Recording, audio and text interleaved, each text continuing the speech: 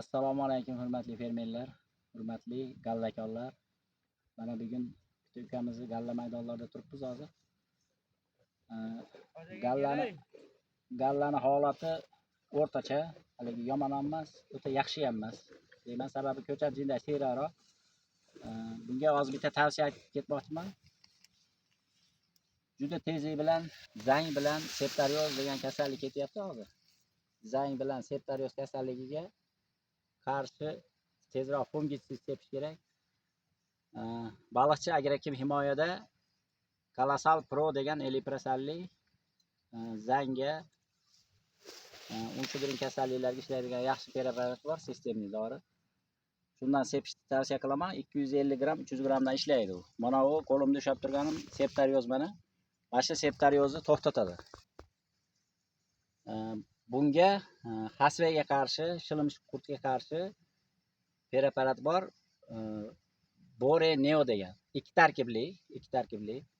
Shirani ham, hasvani ham, shilliq qurtni ham olaveradi. Shuni qo'shib turib, bu yerda bitta narsa qilish kerak.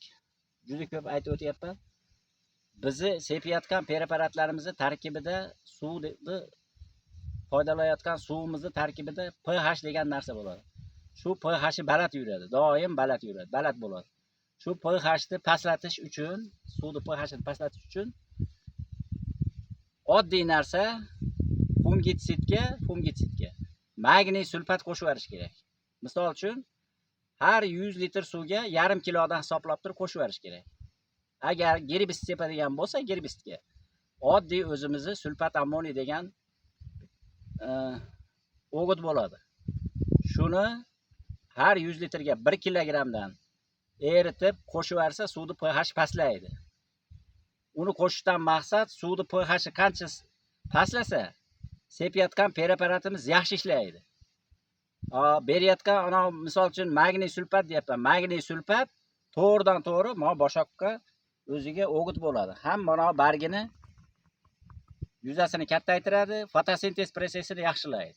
Shuning uchun albatta shu tavsiyalar qilib, agar fermerimiz shuni aytgan narsalarni qiladigan bo'lsa, ertaga o'zini hosiliga hosil qo'shiladi dedi.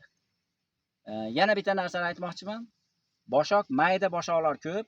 Mendan ko'rinib turibdi, gallani umumiy holatini olsangiz, kattasi ham bor, maydasi ham bor. Imkon darajasiga qarab turib, imkon darajasi emas, iloji bo'lsa qiladigan narsa dedi bu tavsiya. Tarkibida kaliylik, fosforlik o'g'itlardan emas, mikro o'g'itlardan. Kaliy bor, fosfor bor, mikro o'g'itlardan eritma qilib bargidan beradigan bo'lsa shuni, bugun mana boshoqqa beradi. Bu boshoqqa bergandan keyin to'g'ridan to'g'ri don to'ladi ertaga. Hosiliga hosil qo'shiladi. Oddiy narsalar bu. Misol uchun tarkibida asosiy fosfor, kaliy bo'lishi kerak. Kaliy bilan fosfor donni to'ldiradi. Ertaga tarozi bosadigan fermerni o'ziga yutuq bo'ladi bu narsa. Hech qanaqa bu yerda oshiqcha rasot ham ketmaydi. Gektarga 3 kilogramdan oddiy fosfor hisoblanmaydi. Helatlangan formasi bo'ladi. Suvda oson eriydi. Misol uchun kaliyni 52-34 degan narsamiz bor. Bu ham baliqchi agrokim himoyada turibdi.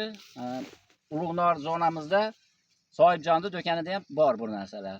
Shulardan olib bargidan har gektarga 3 kilogramdan beradigan bo'lsa, mana donani to'ldiradi. Ertaga hosilga hosil qo'shilib qoladi. Shu narsaga qo'shib turib, mana zaynikini qo'shib sepsa bo'laveradi. Hech qanaqa bu yerda zaynniki kesib beradi, u qiladi, bu qiladi degan narsa o'rinsiz narsalar bular.